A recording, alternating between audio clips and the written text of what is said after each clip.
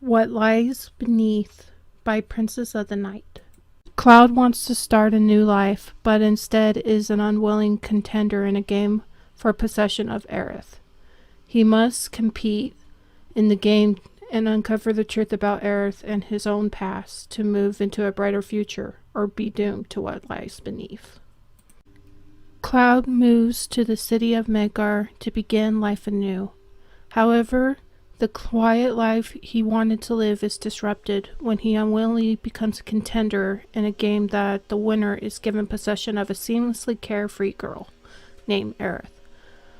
As a contender, Cloud must face people who would kill him to take possession of Aerith.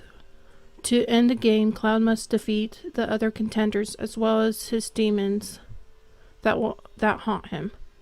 Yet the secrets that both Cloud and Aerith must face from their own past will do anything to keep them from walking into a bright future. Can the two win in same game, or will they be doomed to what lies beneath? Chapter 1. Chosen. Cloud Strife readied himself with only a single bag of items strapped tightly to the back fender his bike. He dressed in a navy blue sleeveless turtleneck and black pants and boots. He started the engine of his bike before slipping out a pair of goggles that had been dangling around his neck.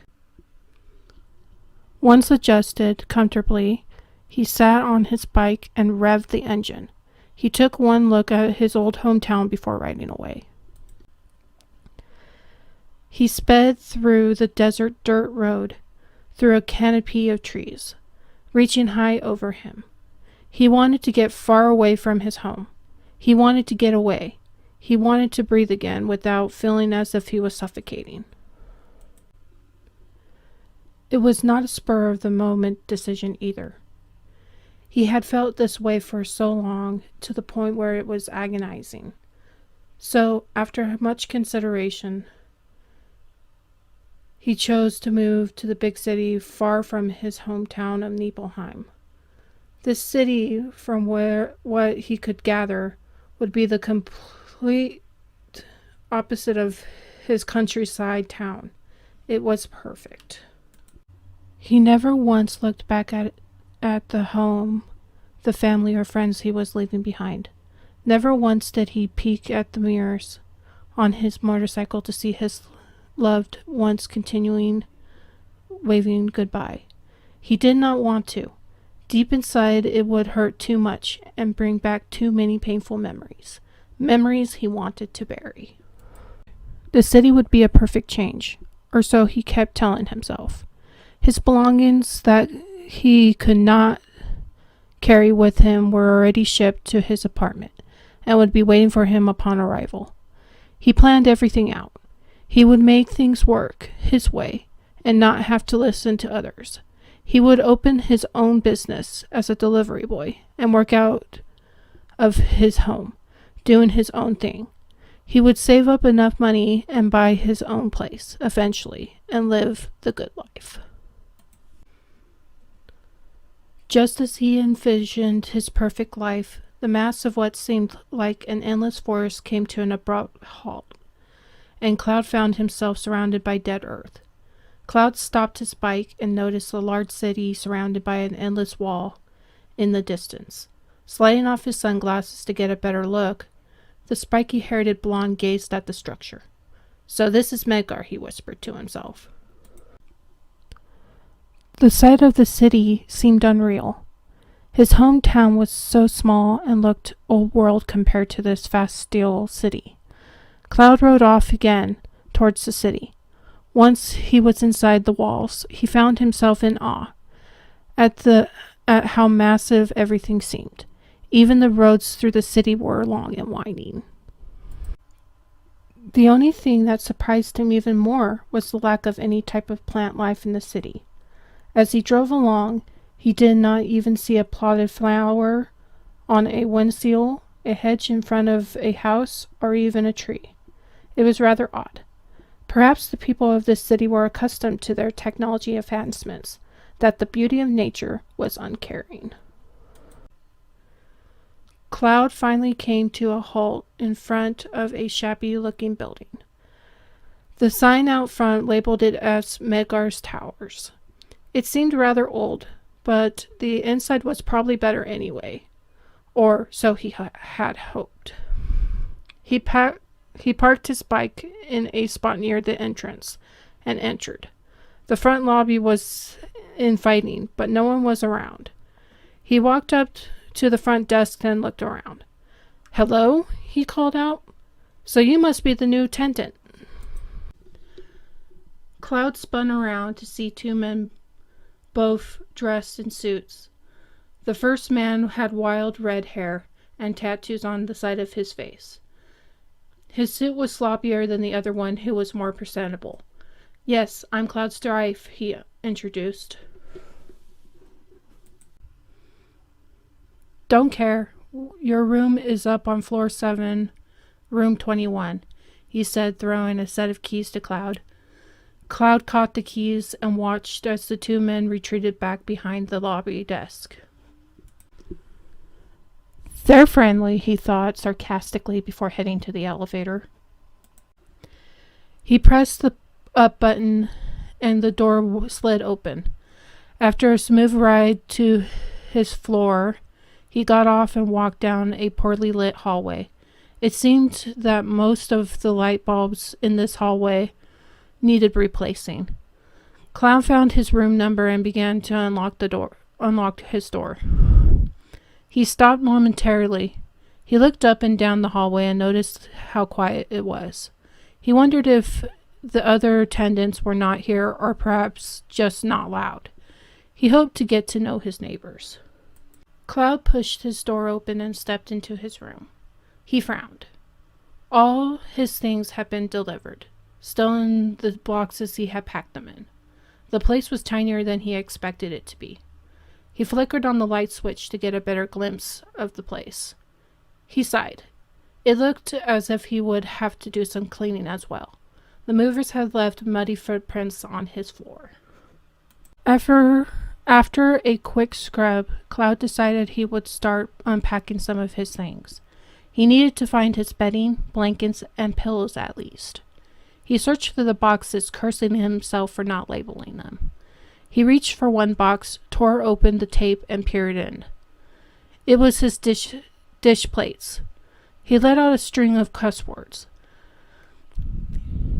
The plates were cracked and broken. He was going to have a few choice words with his movers tomorrow morning. He breathed, moved to the next box, and opened it. Inside were some of his electronics, a clock, a desk lamp, a cordless phone, and a few other things. He reached in, ready to at least get these little things hooked up. Just as he began to take one of the objects out, he heard a thunderclap. Cloud jumped and looked out the window, surprised to see rain pouring down.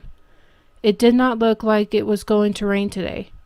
He shrugged it off and went back to unpacking. The spiky-haired blonde was setting up his alarm clock in his bedroom. He let out a yawn, realizing how tired he was. Maybe he needed sleep. Before he could even consider it, he heard a loud noise coming from outside his bedroom window. He blinked. He moved towards the window. "I hear voices coming from outside," Cloud thought. He tried to look out the window, but only could see shadowy figures below. The rain running down his window made the figures distorted.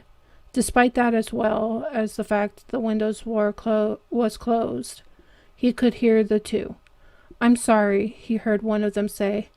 One of the two walked away, while the other stood quietly in the rain.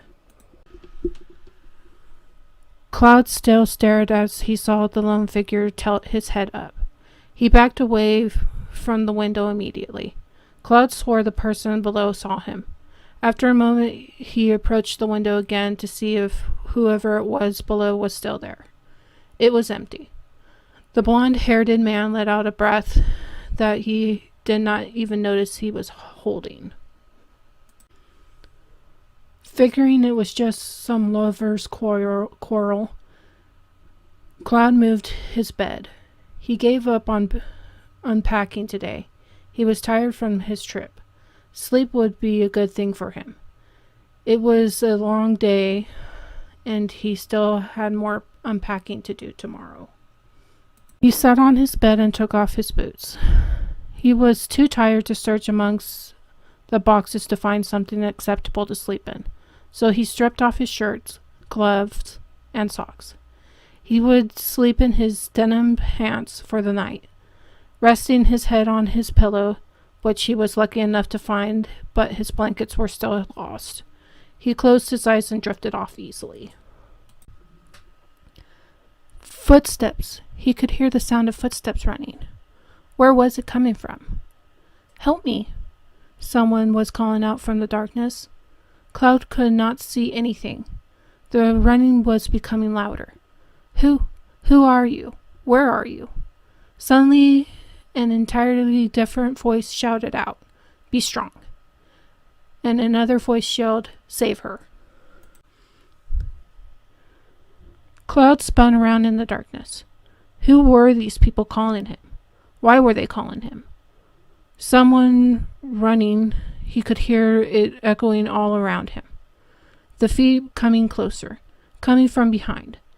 Cloud spun around one more time and his eyes widened. A great red beast with only a single eye and tail where the tip burned of fire lunged at him. Cloud could not move as the beast flew at him, paws stretched out in front of him. "You have been chosen," the beast spoke. Cloud gasped as the beast collided with him, causing a bright light to shine forth. Cloud jumped out of bed, breathing hard and eyes wide. He looked around, almost expecting to see the beast, but there was no sign of it. When his breathing calmed down, he realized it was a dream, just a dream. He swung his legs over the side of the bed and got up. He walked into his bedroom and washed the sweat on his face off with some cool water. Once refreshed, he wiped off the excess water with a towel and left the bathroom. Cloud moved across his bedroom, intending to return to bed when he glanced towards the window. He walked towards it and peered out to see that the rain had stopped, leaving puddles along the ground. However, the clouds above looked as if it would rain again. "Rain," he muttered in annoyance. He was about to return to his bed when something caught his eye. He stared out to see something he did not notice before. A large structure with stained glass windows that was probably a couple of blocks from his apartment. That looked decrepit and yet beautiful. "A church," he whispered to himself. In the distance, a lone figure slowly approached the doors of the church.